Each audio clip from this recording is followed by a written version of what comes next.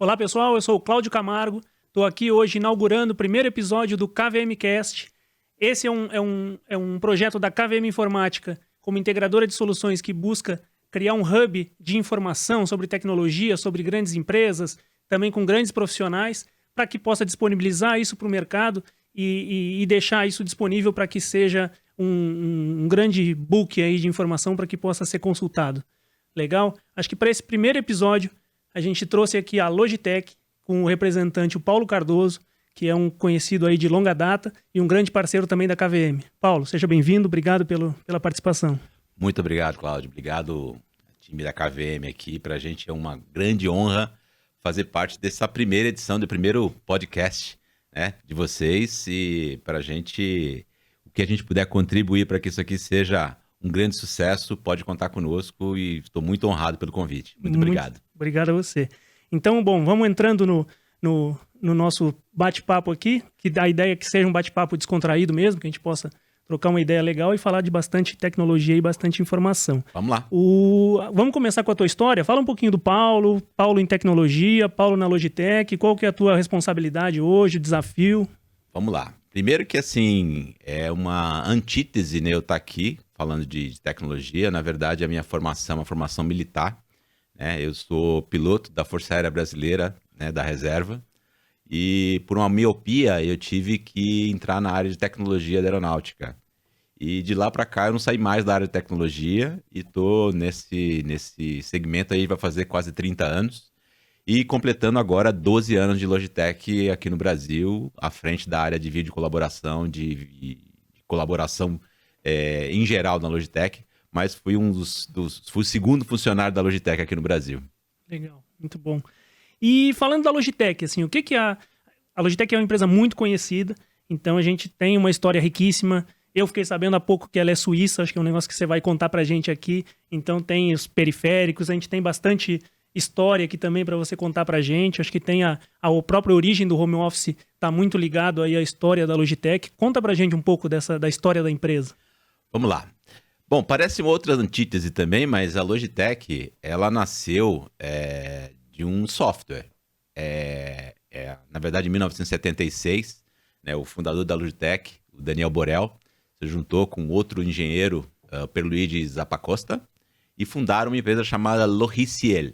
Essa Logiciel, em francês, significa software, né? E por ter origem de software, eles passaram a desenvolver produtos para digitalização de conteúdos, digitalização de documentos. E foi aí que criou-se foi a necessidade de se criar alguns equipamentos para fazer essa digitalização. E daí surgiu a Logitech em 1981, em Lausanne, na Suíça. Então a Logitech tem uma fundação suíça, todos os produtos da Logitech são desenvolvidos no laboratório da Suíça. E como vocês sabem, a Suíça sempre foi conhecida e reconhecida pela excelência na precisão, no cuidado do design, no cuidado do funcionamento das coisas. Os melhores relógios do mundo, obviamente, são suíços. A Suíça tem a característica de ter desenvolvido produtos que a gente usa até hoje e não precisaram de um upgrade. Por exemplo, o zíper, por exemplo, o velcro, vários outros produtos, né? O descascador de batata, que até hoje usa a mesma coisa, foi desenvolvido na Suíça. Vários outros produtos, várias outras empresas, né, suíças, como a própria Nestlé, como a Swissair, empresas que são referências hoje, a aviação de caça hoje referência no mundo, é a Força Aérea da Suíça. A Suíça também tem uma característica interessante, que muita gente vê a Suíça assim, um paraíso fiscal, né, a Suíça. Muito pelo contrário, né, que é uma coisa que a gente queria desmistificar aqui. O suíço tem uma característica de simplicidade e acreditar que todo mundo está fazendo a coisa e deve fazer a coisa certa. Por exemplo, se eu chegar hoje num banco da Suíça e falar assim, escuta, o Cláudio tem conta aqui? Ele fala assim, tem. E qual é o saldo do Cláudio? É esse aqui. Por quê? Porque eles partem do pressuposto de que ninguém tem nada a esconder, que tá tudo certo. Eu tenho até uma passagem, né, pela Suíça, a primeira vez que eu fui com um amigo meu, que estava na fila do trem, todo mundo seguindo a fila, e uma pessoa passou na frente de todo mundo. E eu falei assim, cara, mas isso aqui, você falou que na Suíça isso aqui não acontece. Ele falou assim, não, ele tinha um motivo. Então, parte do pressuposto, né, de que tudo deve funcionar de acordo com as coisas corretas. Então, você nem reclama, nem chama atenção, porque aquela pessoa tem algum motivo para estar fazendo. Motivo para aquilo. E uma das características da Logitech é exatamente isso, que fez com que a gente tivesse esse sucesso, né, que hoje nós fazemos produtos para que as pessoas, não que para tornar a vida das pessoas mais fácil, mas para tornar algumas coisas possíveis, muitas coisas possíveis. E esse foi o princípio da criação dos produtos Logitech, que sejam fáceis de usar, que sejam acessíveis, mas principalmente que faça sentido no uso da tecnologia no dia a dia das pessoas. Não só no trabalho, não só na tecnologia, mas também no estudo, no lazer, no jogo, na comunicação, na interação com as pessoas. Então, acho que isso faz muito sentido para a gente ter orgulho de ser uma empresa suíça. Legal. E mostrar também que os produtos da Logitech são feitos para durar, né? Tem produtos que a gente fez que estão aí até hoje. A Logitech é uma empresa que não tem manutenção, não tem assistência técnica, não tem conserto. Então, se você quebrou um produto Logitech, a gente vai e troca esse produto para você, porque a gente parte do pressuposto que a culpa é nossa. Tivemos um produto que tinha uma falha e que a falha não é do usuário. Então, não existe aquele conceito de mau uso.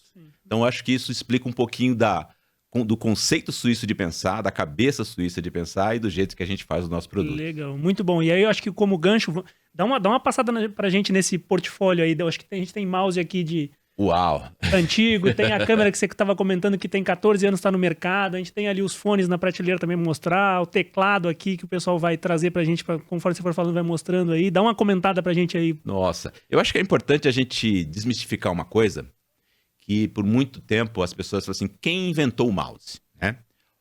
O mouse, na verdade, ele foi um projeto originalmente desenvolvido, que não era o mouse, né? Era um digitalizador de documentos, desenvolvido pela Xerox, e por um engenheiro chamado Doug Ankenbolt, que foi, na verdade, o dono desta patente. Mas a Logitech, ela comprou a patente do mouse e a partir daí ela desse dispositivo, e a partir daí ela desenvolveu o primeiro mouse patenteado do mundo. Então a patente de invenção do mouse é da Logitech. E a gente, na verdade, fez uns primeiros mouses, primeiro para a IBM, depois para a AT&T, baseado nessa interface gráfica. Foi o primeiro mouse com fio, foi o primeiro mouse sem fio, foi o primeiro mouse sem fio com radiofrequência, foi o primeiro mouse óptico, foi o primeiro mouse com 3 botões. Então a gente começou a desenvolver produtos que, baseado até naquilo que eu falei no começo, que os suíços inventam produtos que não precisam ser reinventados várias vezes, a gente só evolui. O mouse é um produto que, há 3 anos atrás, ele completou 50 anos. Então, há 50 anos a gente usa um dispositivo de tecnologia. E se você olhar tudo que você usa hoje, há 50 anos você não usa mais. E o mouse está aí, né? Foi um grande exemplo. Então, para a gente é um orgulho muito grande ser, hoje, a detentora número 1. Nós temos 98,5% do mercado de mouses do mundo, com mais de 1 bilhão de mouses fornecidos por ano. Então, para a gente é uma história. E a webcam é outra história também, que para a gente é um exemplo, né? Essa aqui que vocês estão vendo foi uma das primeiras webcams USB, inventada em 1994, e foi uma das primeiras que tinha um microfone integrado. E naquela época, 94, os computadores não tinham processamento suficiente para fazer a mixagem de áudio e vídeo. Então, a maior parte das pessoas usavam a webcam para tirar foto. Uhum. Então, a webcam ela nasceu de um produto chamado Photoman, que era uma câmera digital. Daí surgiu essa webcam. E o que a gente fez? Primeiro, simplificar, porque ela primeiro não era USB, né? Era um dispositivo de serial, né? E não conseguia fazer a mixação de áudio e vídeo. Nós inventamos, na verdade, a primeira webcam USB foi da Logitech. E também a primeira webcam com processamento direto na câmera. Porque os computadores não vinham com processador suficiente para processar áudio e vídeo. Então, as imagens eram pausadas, eram travadas, eram fragmentadas. E a maior parte das pessoas, quando fazia uma comunicação, ela tirava o áudio, tirava o vídeo, ficava só com o áudio. Sim. Então, a gente desmistificou isso. Uhum. Então, essa foi uma das primeiras. A Logitech foi pioneira na invenção de câmeras USB. E em 1998, 99, quando os computadores, os laptops tiveram seu auge e começaram a vir com câmeras integradas, a maior parte dos fabricantes de webcam que existiam falou assim, esse mercado morreu, esse mercado não existe mais. Então, todos os fabricantes de webcam praticamente saíram do mercado, só ficou a Logitech. Só que a gente apostou exatamente nessa tecnologia de processamento de imagem e de vídeo de áudio direto na câmera. Então, por mais que os computadores viessem com uma câmera integrada, eles não tinham processamento suficiente para gerar vídeos de alta qualidade. Então, quando você espetava uma câmera Logitech, você conseguia sair desse ciclo, né, de uso de máquina. E aí, por isso a Logitech ganhou todo esse mercado e a gente tem hoje todo esse domínio aí do mercado de webcam. Legal. E foi a origem também do que é hoje as conference cams, né? Legal. Só pra gente não esquecer, que eu acho que é um ponto legal, é a origem do home office, que eu também tô curioso para conhecer. A gente tá vendo hoje muito home office, falando hoje em dia por causa de pandemia, etc e tal, mas você disse que tem uma história legal aí por trás da origem do home office. Conta pra gente, por favor. Tem sim. Eu acho que todo mundo que tem um pouquinho mais de idade, né, como eu, vai lembrar que o home office nada mais é do que uma releitura de como eram as profissões antes da Revolução Industrial. Se você parar para pensar, antes da Revolução Industrial, o sapateiro ele tinha a sua própria oficina, o relojoeiro tinha a própria oficina, o dentista atendia na sua própria casa, o médico atendia em casa, o advogado atendia na sua própria casa. Então não existia, na verdade, o conceito de ele sair de casa para fazer o seu trabalho, que era, na verdade, o seu ofício. Então, a origem do nome home office é ofício em casa. Então você fazia exatamente aquilo que você era especialista, mas dentro da sua casa. Então daí vem o home office. O office vem exatamente do latim ofício, que é o que você faz de melhor dentro da sua própria casa. Com a Revolução Industrial, né, e com o volume de trabalho, né, aumentando, as pessoas que tinham ofício começaram a ter que ter assistentes, começaram a ter que contratar outras pessoas e não dava para colocar todo mundo na sua casa. Então, criou-se, na verdade, esse conceito de você alugar um espaço fora da sua casa e sair da sua casa para trabalhar fora dela. E com a Revolução Industrial, todo mundo criou suas fábricas, criou seus escritórios, os grandes departamentos, os órgãos governamentais. E daí a gente ficou 200 anos praticamente saindo de casa para ir trabalhar, para aplicar o nosso ofício fora da nossa casa. E isso acontece até hoje com muitas resistências, mas a gente vai entrar nesse tema aqui, né? Dos fatores que ajudou a trazer de volta esse conceito de home office foi exatamente a pandemia, que é onde nós estamos hoje tentando nos adaptar. Muitas empresas estão tentando se adaptar, se aceitar, mas é alguma coisa que nós vamos voltar a fazer o que a gente fazia há 200 anos atrás. Legal. Dava um gancho legal, mas eu quero voltar um pouquinho mais para a história da Logitech, que está muito interessante. A gente conhece muito a Logitech pelo B2C. Tem lá, a gente já mostrou aqui mouse, webcam, tem a parte dos gamers também, que você comentou que é um ponto bastante interessante dentro da história da Logitech, mas eu também queria que você fizesse um paralelo do B2C com o B2B. O portfólio da Logitech também é muito expressivo e bastante robusto. A gente acompanha isso, principalmente nesse momento de pandemia que a gente está vendo. Agora, sempre foi assim? Sempre foi B2B, B2C? Ou não? Isso em algum momento virou a chave? Não, como é que surgiu isso? Na verdade, muito boa a sua colocação, porque dá um gancho para a gente contar um pouco da importância da Logitech nessa interação. Eu não sei se a maior parte de vocês, né, obviamente os jovens há mais tempo lembra, que antes do mouse existia somente a tela, teclado. Né? Muitos que estão aqui falam assim, conceito tela e teclado. Tanto é que muita gente hoje ainda usa Alt-Tab, Ctrl-C, Ctrl-V, porque não tinha o colar, o copiar e colar, não tinha o arrastar. Então isso vem muito de um conceito que a Logitech criou do teclado e o mouse ser a interface entre o computador e a pessoa. E isso, na verdade, foi um dos fatores que nos trouxe até aqui hoje, de facilitar o acesso das pessoas à informação e como se expressar com o computador, como interagir com o computador. Isso vem, obviamente, do B2C, começou no B2C, porque somente as grandes empresas tinham capacidade de comprar um computador, e um teclado, e um mouse, etc. Não existia o conceito de você usar na sua casa. Então a Logitech cresceu muito nesse conceito, e no início nós fazíamos os teclados e mouse para as maiores companhias de computação, de computadores, como HP, como IBM, Compaq. Todas essas usavam os produtos Logitech em OEM. A gente desenvolvia esses periféricos em OEM para essas companhias, inclusive para a Apple. Inclusive a Apple, até 2 anos atrás, a Logitech era a empresa de design de todos os principais devices da Apple, eram desenvolvidos pela Logitech.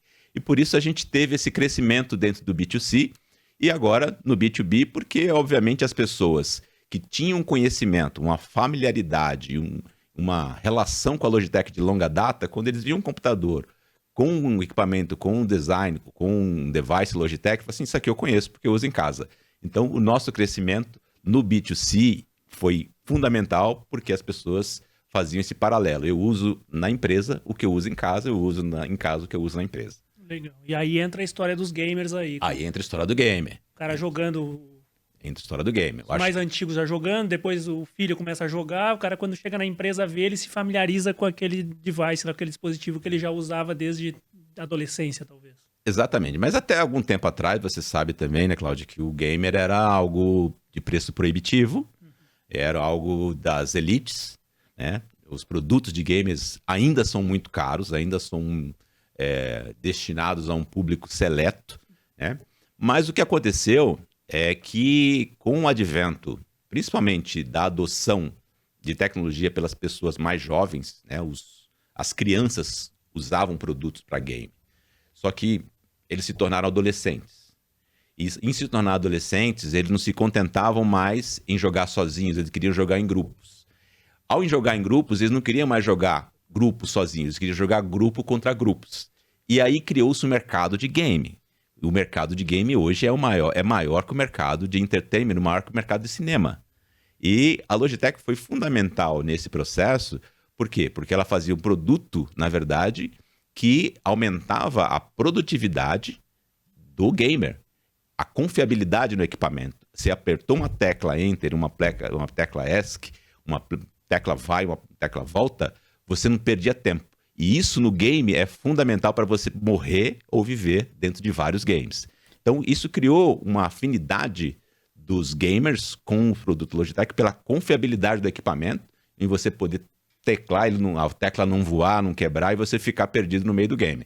Então, pra gente hoje, nós temos vários times, patrocinamos vários times, os maiores campeões hoje de CSGO, de Free Fire, de outros games, são todos times Logitech, usando produtos Logitech. Então a confiabilidade, quando quem perde olha que equipamento que está usando, o cara ganhou com Logitech. Então isso hoje é uma questão de grife, mas não é uma grife de soberba, mas é uma grife de qualidade. E quando a gente fala, sabe por que funciona assim? Porque, é suíço. O esporte também tem que ter bons equipamentos. A gente vê isso em qualquer tipo de esporte hoje em dia. Legal, acho que muito bacana. Aí agora eu queria trazer para os dias de hoje, vamos mergulhar no mundo corporativo. A gente teve aí a questão de problemas sanitários, Covid, pandemia, etc. e tal, que a gente já está cansado de ouvir, né? A gente está louco para que o mundo volte ao normal. E no começo do ano passado, principalmente, tinha aí a ideia que, puta, tá acabando, vamos voltar. E aí o pessoal algumas pessoas a voltar para o escritório. E aí vários problemas. Ruído em sala de reunião, eco, um estava em casa, outro estava no escritório, como é que fazia a reunião? E a gente vê que a Logitech tem bastante solução para simplificar esse ambiente. Eu até vi um vídeo no marketing de vocês e queria dar uma replicada aqui para a nossa audiência e depois você pode falar em cima dele. Queria que você falasse sobre essas soluções aí em cima dele. Vamos lá.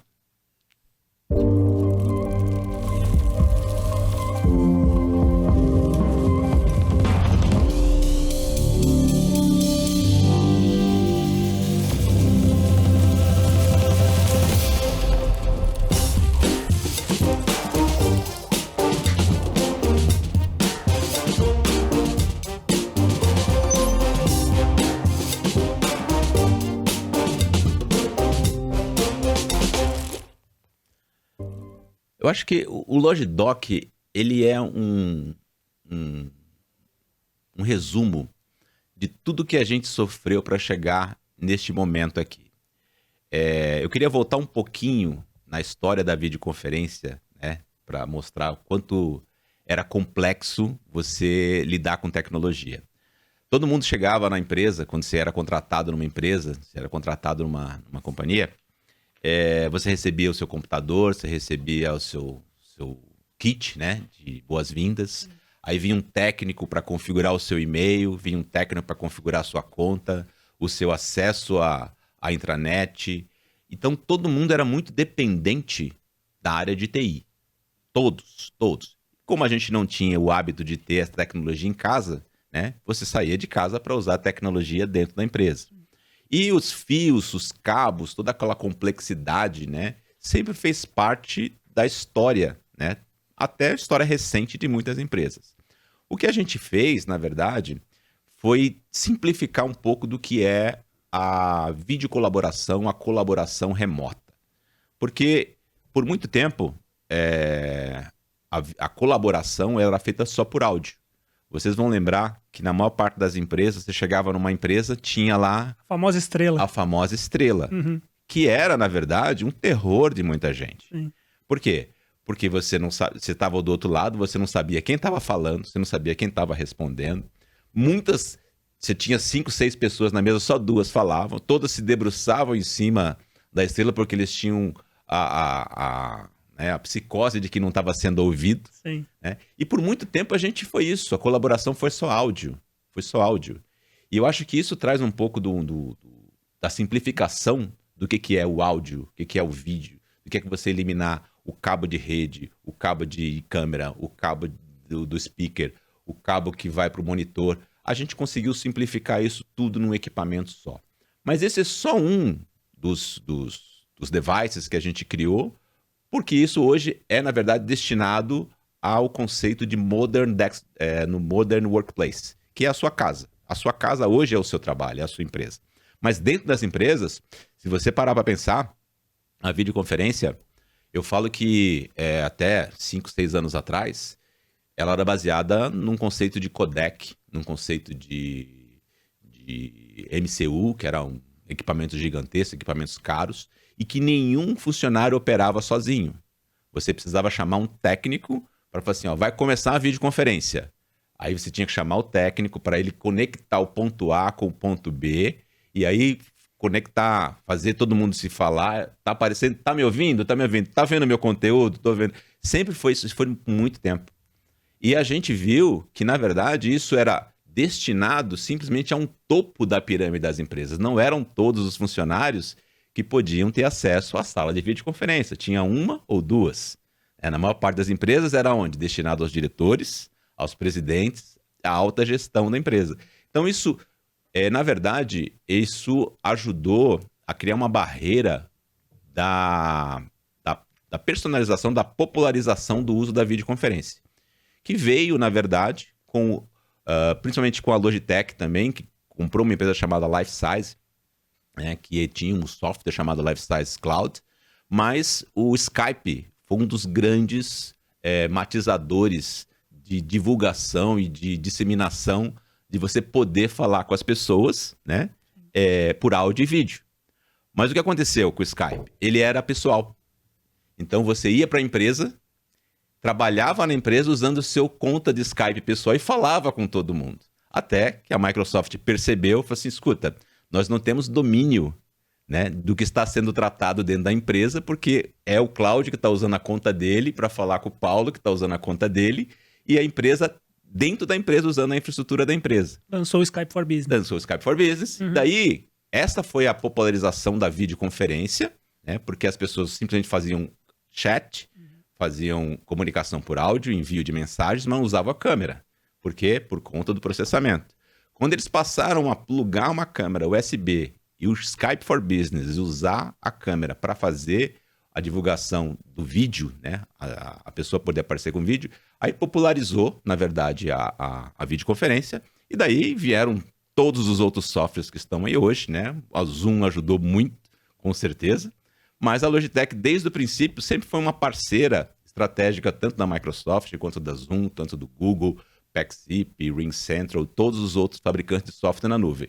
Então, contando um pouco de como a gente se popularizou para chegar onde a gente está hoje, eu acho que 2 empresas foram fundamentais nesse contexto, que foi a Microsoft, o Skype e a Logitech. Juntou o hardware, o software e o hardware aí se formou, se surgiu o que a gente tem hoje. E eu acho que também, Cláudio, foi muito importante essa mentalidade suíça da Logitech, de pensar assim, nossa, se eu tenho a câmera, se eu tenho o dispositivo de áudio, se eu tenho um dispositivo de vídeo, por que eu não crio um software Logitech para não precisar depender de outros fabricantes?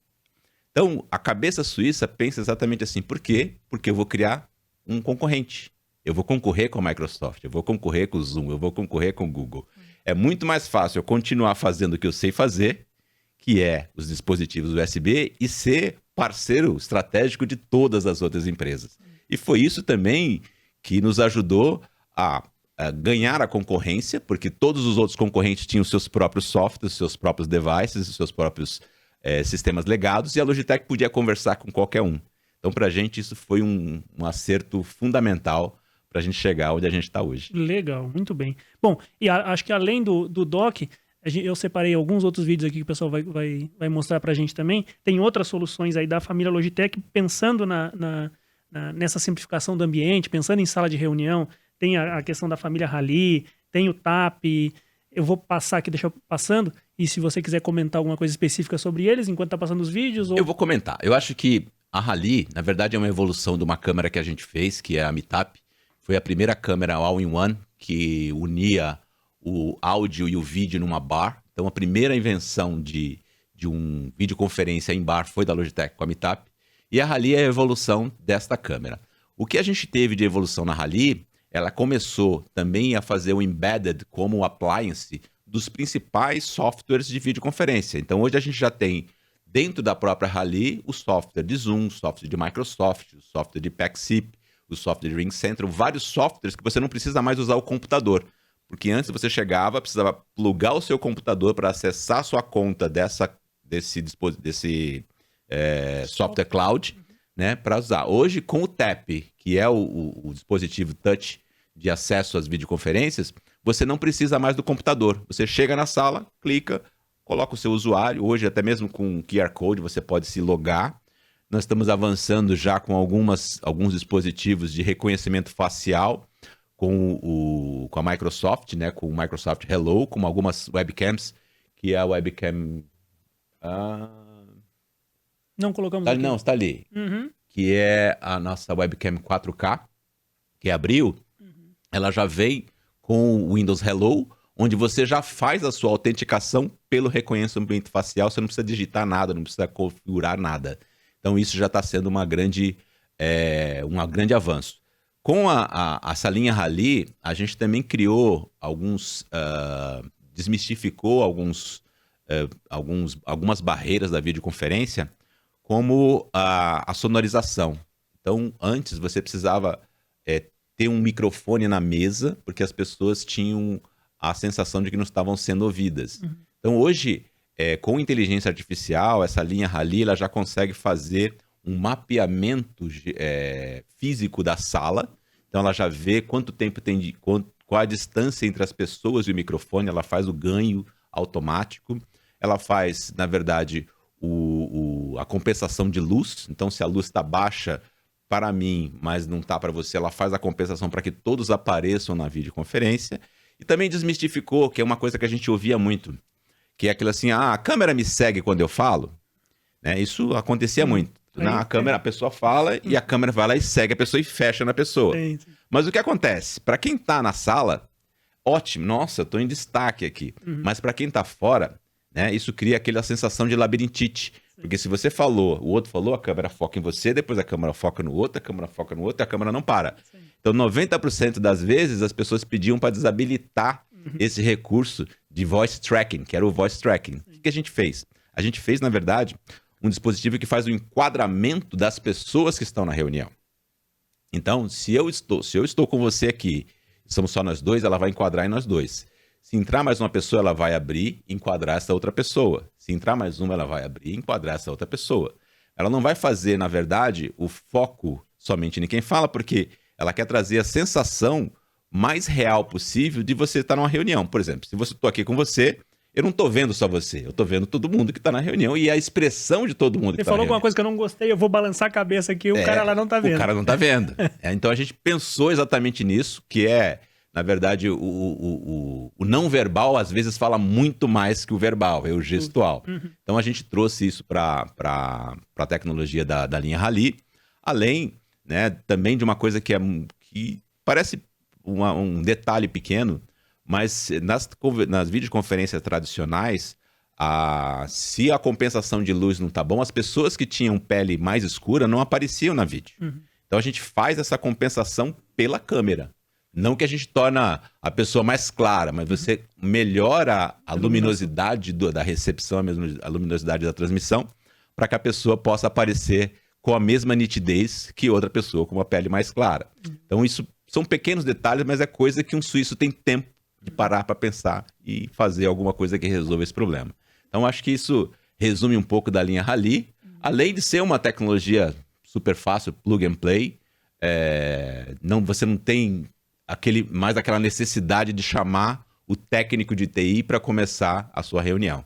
É o que a gente chama da real aplicação do No IT Needed. E acho que com a pandemia, né, muitas empresas tiveram que reduzir as suas equipes, principalmente as equipes de TI.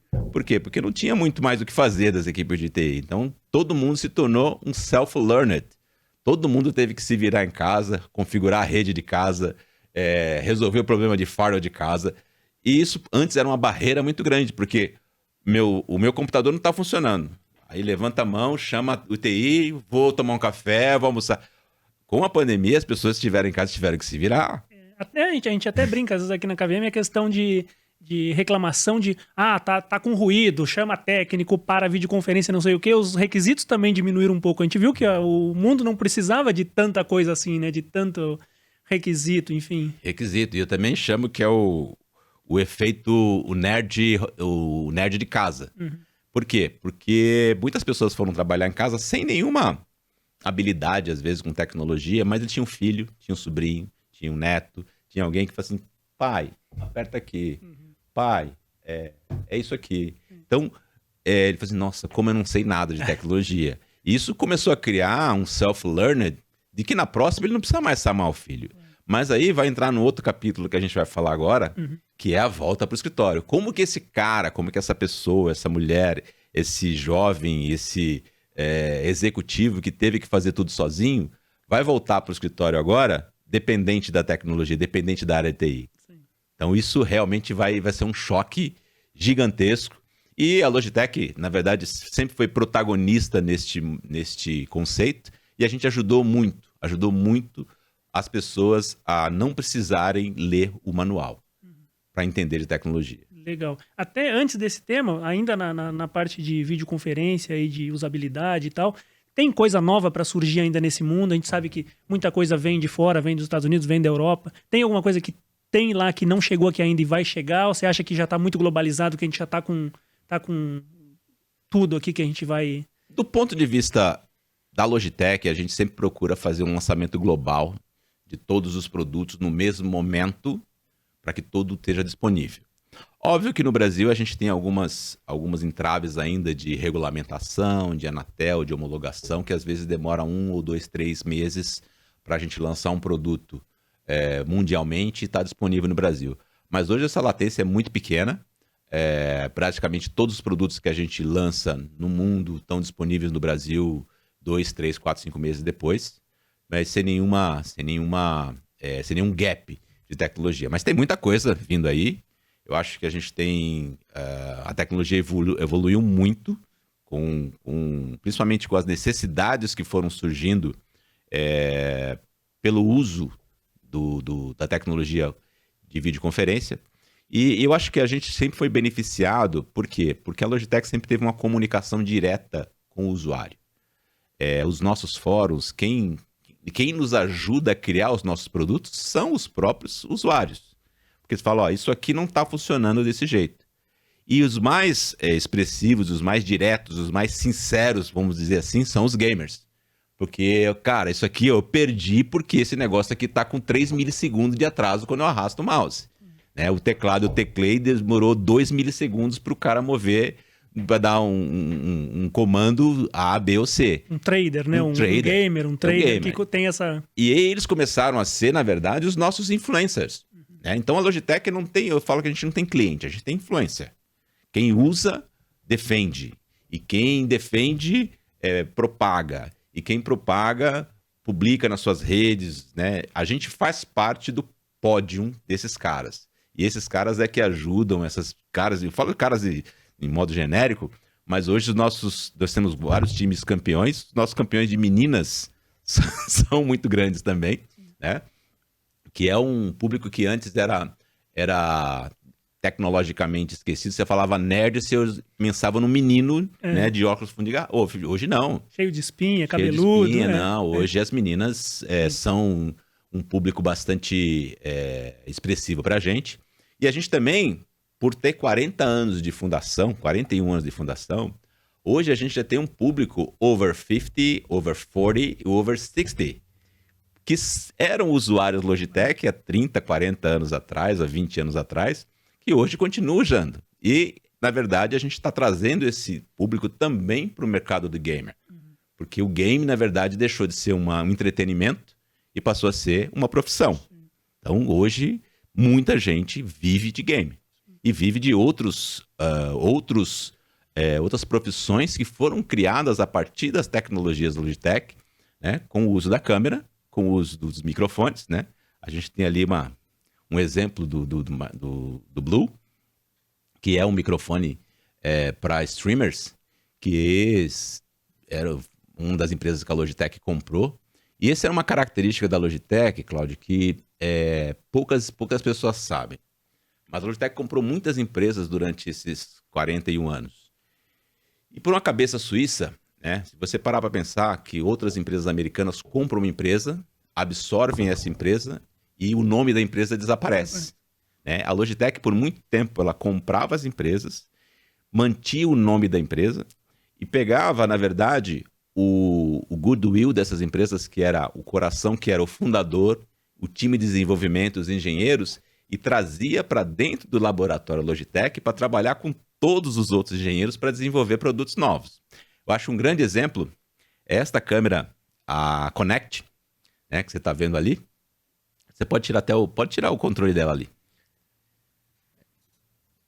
Ó, isso aqui é uma evolução tecnológica muito grande, porque... Deixa eu pegar aqui na câmera.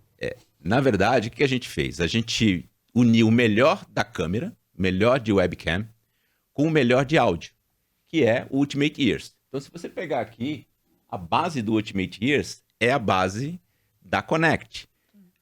Para quem não sabe também, o Ultimate Ears foi uma empresa que a Logitech comprou. Ele era da banda Van Halen.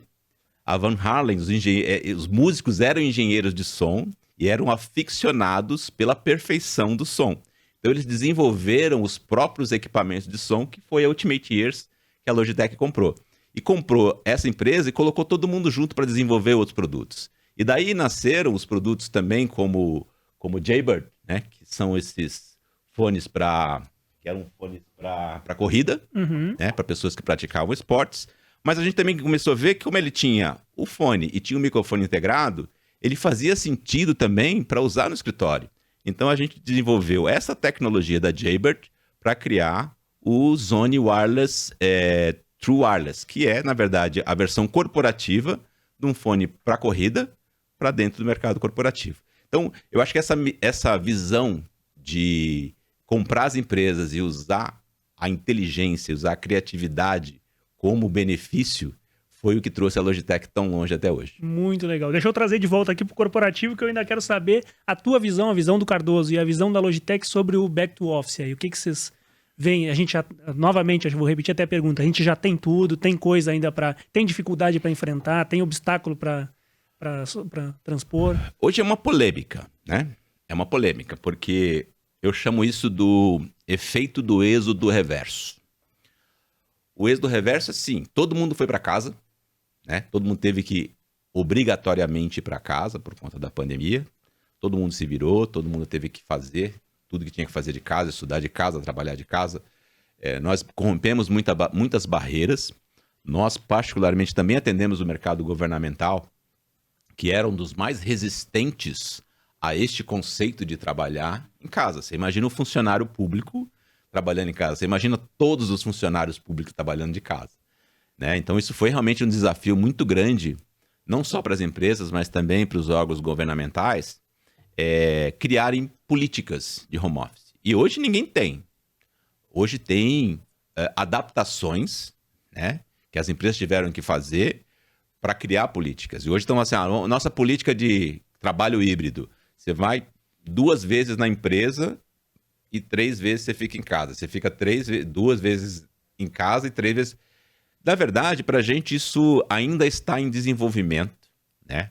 O back to office vai ser o fator, na minha opinião, Paulo Cardoso, que vai ser muito benéfico, porque vai ser o maior gerador de startups que o Brasil já teve e que o mundo já teve. Porque muitas pessoas não vão voltar.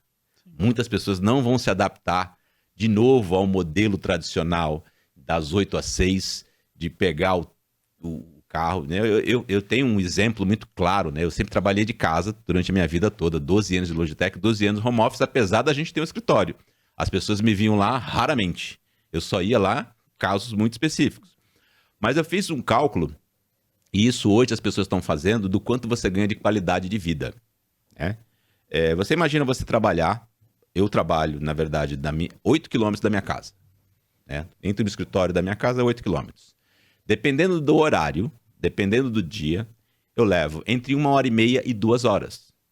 Nesse período, se eu acordar, eu levo a minha filha na escola, 7 da manhã, deixo ela na escola, eu vou na padaria, tomo um café, eu vou para academia, corro 5 quilômetros, faço exercício. Quando eu vou ver, é 9h30.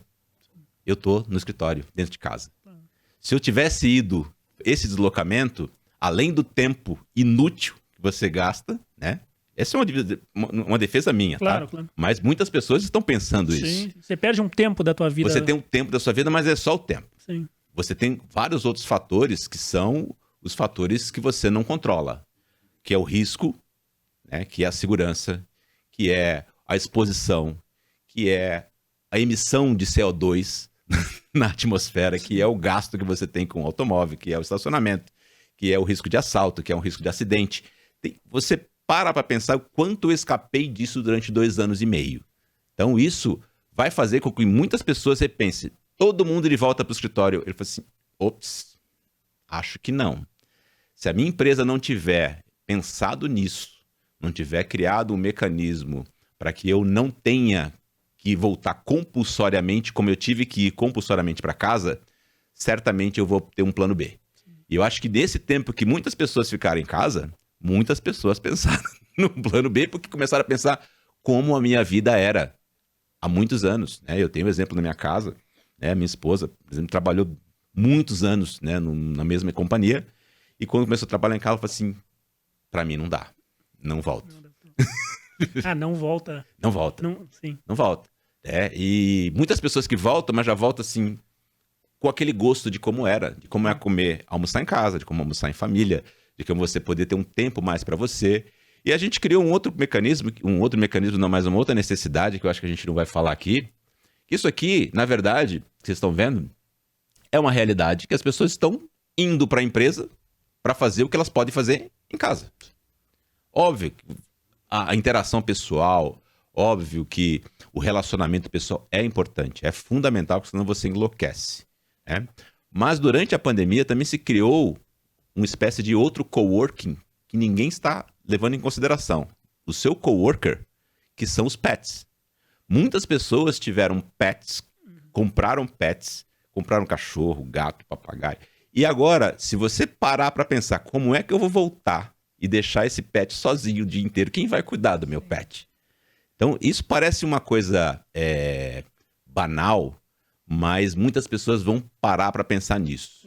Acho que tem. E tem outras realidades também. Tem o cara, por exemplo, que trabalha com predial. A gente tem aqui alguns clientes que o cara tem que cuidar do elevador, tem que cuidar da catraca, tem que cuidar de um espaço para os outros utilizarem eventualmente ou não, né? Então, assim, tem funções que requerem estar no escritório. Tem outras que pode ter essa flexibilidade, tem outras que pode ser 100% home office, e eu acho que o mercado vai se adaptando, né? E eu acho assim, a gente tem iniciativas de clientes nossos mesmo, que criaram, por exemplo, o Espaço Pets, o Dia Pet, dia do Kids, que você pode levar o seu filho para o trabalho, né? Então, tá humanizando, talvez de uma forma ou de outra, tá humanizando muito mais o meio de trabalho. Claro, né? Óbvio que tem profissões e tem funções que você não tem como flexibilizar mesmo, você tem que estar lá. Mas a maior parte delas eu acho que vai ser repensada, as empresas vão ter que ouvir mais as áreas de recursos humanos, e as áreas de recursos humanos vão ter que pensar mais nos humanos do que nos recursos. Sim. Eu acho que isso vai fazer muita diferença, e eu acho que para nós, como a gente trabalhou, né, durante a pandemia, montando esses ambientes, preparando esses ambientes para o back to office, a gente viu os projetos mudarem várias vezes.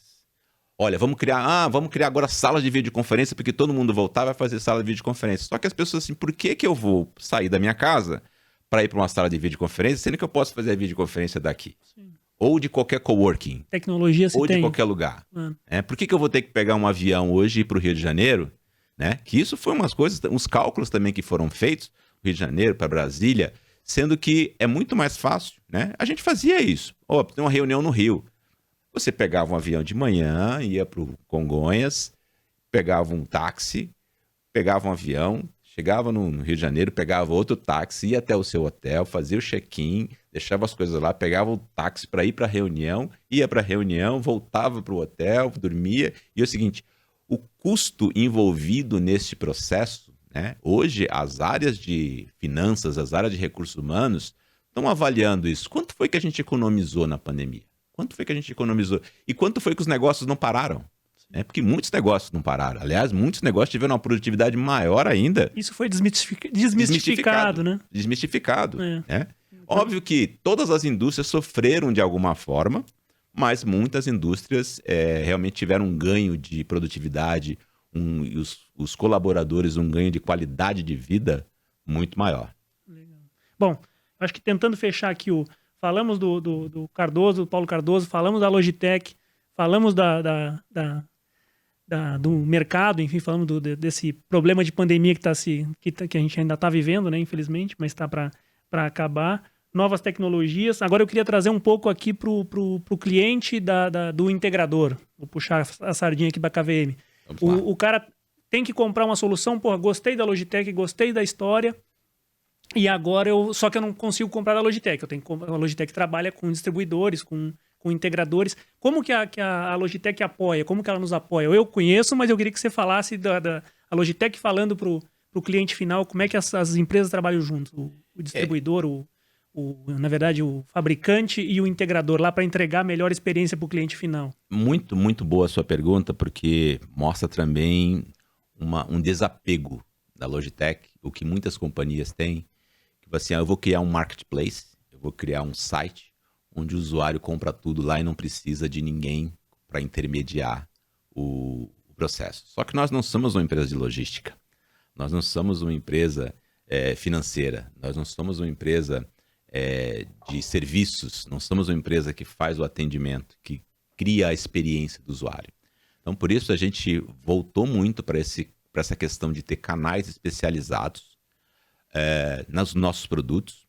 E os canais também tinham uma visão de que para você ser certificado num fabricante, você precisaria ter engenheiros certificados, passar o curso, pagar uma certificação.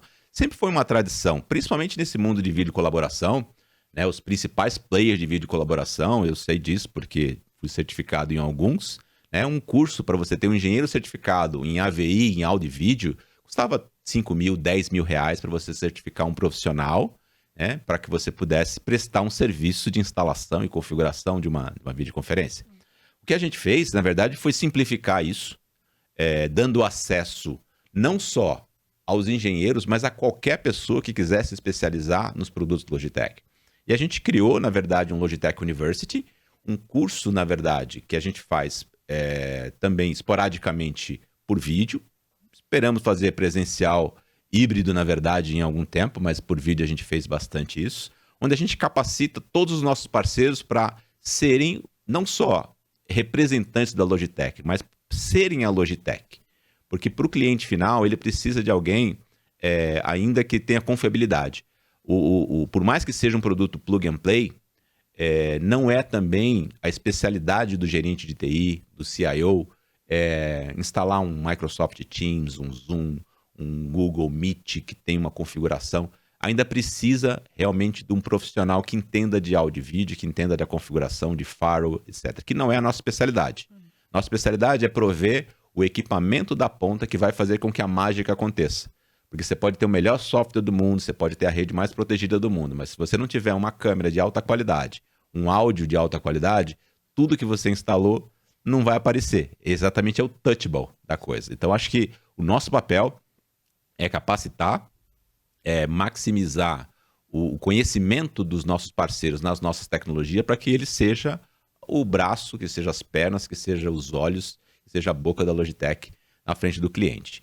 E eu acho que para isso também, um grande diferencial, que é uma mentalidade suíça também, por que a gente vai cobrar de um parceiro para ele se certificar na nossa tecnologia? Na verdade, a gente deveria até pagar para esse. Né? O que a gente faz? Qual a retribuição que a gente tem para esses parceiros?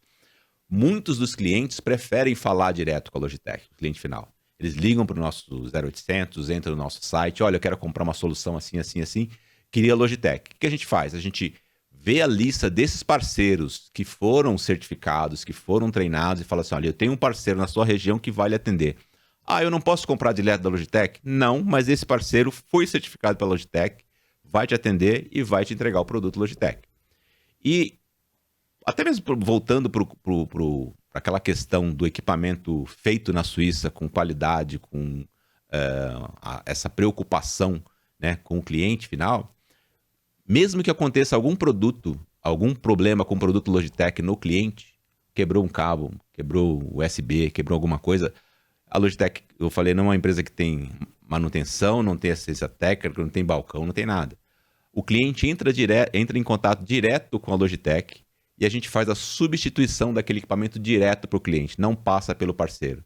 Por quê? Porque para o parceiro seria um grande problema ter que receber um equipamento quebrado para trocar por um equipamento novo, tem um custo de frete, tem um custo de agendamento, a gente manda direto para o cliente final. Por quê? Porque já estava instalado lá, ele já usava, já sabe usar. E o que ele faz com aquele produto antigo? Muitos fabricantes falam assim, olha, eu preciso que você devolva o equipamento antigo. A gente tem uma preocupação muito grande também com a sustentabilidade. Então, a gente tem um procedimento de descarte desse produto quebrado para que o cliente que teve o equipamento quebrado possa descartar aquele produto de forma adequada. E você vai também me perguntar assim, mas tudo bem, se o cliente ligar lá e falou que quebrou um produto e não quebrar? Acontece. Aliás, até a gente teve um caso que um cara falou para mim assim, eu fiz um teste, eu liguei para a Logitech, falei que o meu mouse não estava funcionando, vocês me mandaram outro. E aí eu liguei de novo, falei que também não estava funcionando, vocês me mandaram outro. E se eu ligar de novo, vocês vão mandar o outro? Eu falei assim, uma hora você para. Uma hora vai funcionar. Não, mas estava funcionando. Sim. Entendeu? Ah, tá, ele estava só... Ele estava testando se a gente realmente mandasse outro. Sim, se a substituição... Se o nosso discurso era real, ninguém vai questionar ele. Lembra aquilo que eu contei para você da fila do trem. Ninguém vai questionar, ele tem um motivo. E assim, por que a gente faz isso? O índice de quebra, o índice de falha dos produtos Logitech é mínimo, é 0,002%. Então a gente tem confiabilidade de que o cara ligar no 0800 para fazer uma troca, olha, não está funcionando, é muito raro. Sim. Então isso é uma tranquilidade para o parceiro também, para o nosso revendedor, que ele entrega um produto Logitech, ele não se preocupa. A gente teve um exemplo bem recente aí de uma câmera também que quebrou num cliente, a troca foi super rápida e tranquila de fazer. Então eu corroboro aqui com o teu discurso. Legal, Cardoso. Olha, eu acho que eu pelo menos cerquei aqui tudo que eu tinha imaginado. Eu deixei 2 assuntos só pro final, a menos que você queira acrescentar alguma coisa, que aí tá se falando muito. Eu acho que um deles já se falou, parou um pouco, mas eu sei que vocês têm novidade, que é a questão do business gamification. Acho que se falou um pouco lá em relacionamento com o cliente há um tempo atrás. Depois eu acho que deu uma esfriada, acho que vocês têm coisa nova. E um metaverso. Então acho que queria que você desse uma passada, o que vocês têm, o que a Logitech tem sobre esses 2 assuntos. Legal. Eu acho que o business gamification, ele passa primeiro por um outro estágio, que é o estágio da educação.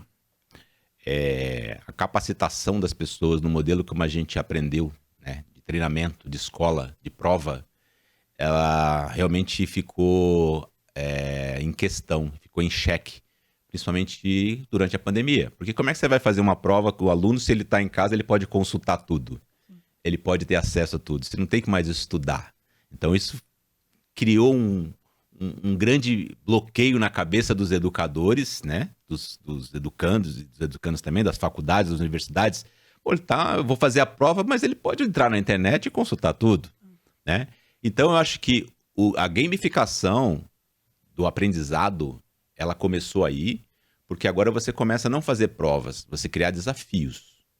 E aí, para criar desafios, óbvio que você vai ter que estudar, você vai ter que estratégia, você vai ter informação, qual é a sua estratégia para sair do ponto A para o ponto B. Então, eu acredito que num futuro próximo, essa gamificação da mentalidade de ensino, a mentalidade de aprendizado, ela vai ser perpetuada, e a gente já vê isso acontecendo em algumas escolas. Algumas escolas já estão pegando isso e falam assim, não tem mais prova, vai ter o hackathon. Então, o hackathon foi uma das modalidades que a tecnologia trouxe para criar desafios, porque você quer vencer o desafio, né? Você não quer ser o perdedor, diferente da prova que você só tem nota, né? Então, isso já está chegando numa comunidade de jovens que daqui a 2, 3, 5 anos vão ser executivos. Eles vão ser criados nessa mentalidade de desafios, de gamificação. E as metas já não vai ser por venda. Você não vai ter que vender mais 1 milhão, 2 milhões, 3 milhões. Você vai ter que conquistar territórios baseado em algumas premissas que aquele jogo vai te trazer. Então, o game, o executivo de amanhã é o gamer de hoje, é o gamer de ontem.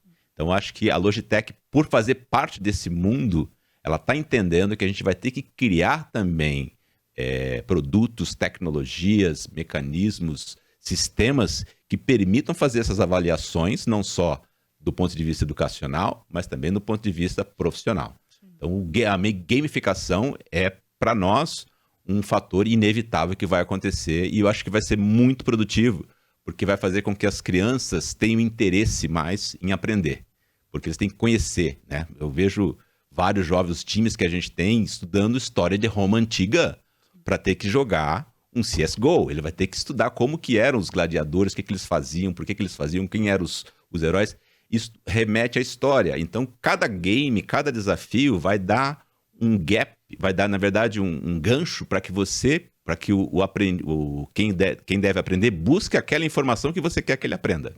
Então, acho que passa por aí a gamificação. Legal, muito bom. E o metaverso, eu dei uma sapiada já, busquei algumas coisas, já naveguei em sala de reunião já virtual. O que vocês têm? Alguma coisa já preparada para isso, não? Temos. Na verdade, assim, a Logitech vai ser uma das empresas super relevantes nesse novo contexto do metaverso, porque a gente olha para o metaverso como se fosse alguma coisa acontecer daqui a 10, 15 anos. É o ano que vem, é agora. Eu acho que o metaverso, dentro do contexto de vídeo colaboração, principalmente de videoconferência, vai permitir com que você crie os seus avatares, multiplique os seus avatares, mas nós somos só um terminal de projeção e captação de imagem. Então, a nossa visão é exatamente sair só da captação da imagem para a projeção da imagem. Então, eu vou participar de uma reunião de metaverso, onde eu vou projetar o Cláudio, que está aqui, numa reunião lá no Rio de Janeiro, mas não vai ser mais o avatar desenhado do Cláudio, vai ser o Cláudio. Então, esta tecnologia vai aprender os seus gestos, o seu jeito de piscar, o seu jeito de se gesticular, o seu jeito de falar, a sua tonalidade de voz. Vai buscar os conhecimentos que você tem nas suas redes, as pessoas que você tem nas suas redes, vai buscar o que você publicou, o que você aprendeu, a universidade que você estudou, e vai aplicar isso no seu avatar, para que você possa falar assim, olha, hoje eu não posso ir nessa reunião, mas eu vou mandar o meu metaverso. É assustador isso, porque ele vai, na verdade, representar você sem você estar lá. Sim. Né? E a gente vai ter que viver essa realidade, né, de controle dessas reuniões virtuais, Por quê? Porque o metaverso, o seu avatar, ele vai poder representar você, mas ele não vai poder tomar decisões por você. Sim. E aí a gente entende que esse novo contexto, você vai acompanhar o seu metaverso na sua reunião, quando ele tiver que tomar uma decisão, você vai receber uma mensagem no seu smartphone dizendo o que eu faço, né? O que eu digo, sim, né? Sim. E eu acho que isso é uma realidade que você vai ver, a gente já tem, inclusive, no serviço público. A gente já tem alguns ensaios do serviço público, do serviço de justiça, fazendo audiências pelo metaverso. E isso vai acontecer com o ensino, isso vai acontecer com a telemedicina, isso vai acontecer com os executivos de negócio. Eu acho que é uma coisa inevitável. Tem muita especulação, tem muita fantasia, tem muito medo, né? Muita resistência, mas eu acho que é uma tecnologia inevitável e a gente vai ter que lidar com ela de uma forma muito responsável, principalmente, mas de uma forma realista. Porque você fala assim, tudo bem, eu vou comprar um terreno numa cidade, no metaverso, que custa R$2.000. Mas por que eu preciso de um terreno, né, no metaverso que custa R$2.000, R$10.000? Porque o ano que vem esse mesmo terreno vai estar valendo R$25.000. Isso acontece. Né? Você vai comprar um tênis no metaverso que eu não vou colocar no meu pé. Eu vou colocar no meu avatar.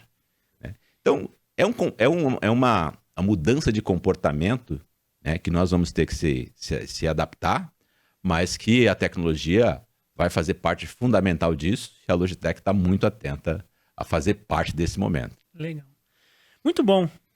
Cardoso, eu acho que eu abordei tudo que eu tinha aqui. Você tem alguma coisa que a gente não tenha falado que você queira reforçar? Falamos de tudo. Acho que nós falamos de tudo. Eu acho que é um momento... Primeiro, o pessoal até brincou aqui no começo que o Cardoso é uma enciclopédia, principalmente de Logitech, de tecnologia. Dava para fazer uma série com vários episódios. Eu acho que tem muita coisa que a gente podia ter abordado aqui, mas eu acho que para um primeiro podcast, né, na KVM, eu acho que vocês me deram assim, a honra de fazer parte disso. Eu estou muito honrado mesmo.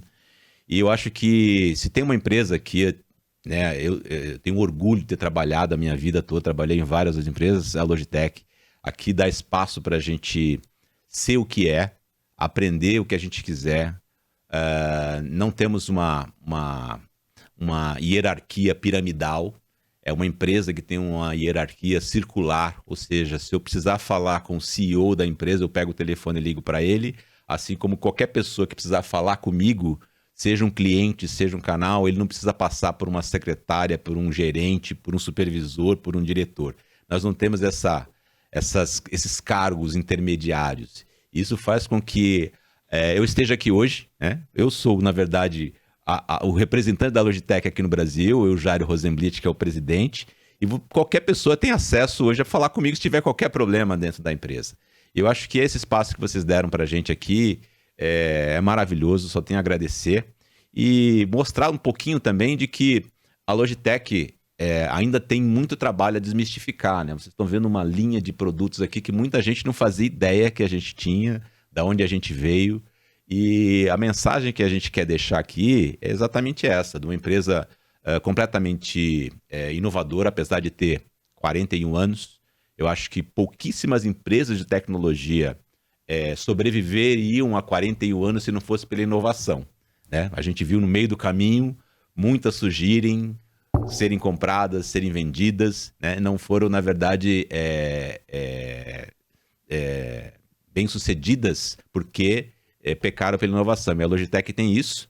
E a mensagem que a gente tem para todo mundo de sustentabilidade, a gente está entrando num modelo de uso de carbono zero, pensando no planeta, de uso de reutilização de plástico, de inclusão, de pertencimento, de igualdade de raça, de gênero, de religião, com todos os nossos colaboradores, olhando para esse futuro de tecnologia, como a gente olha para as pessoas.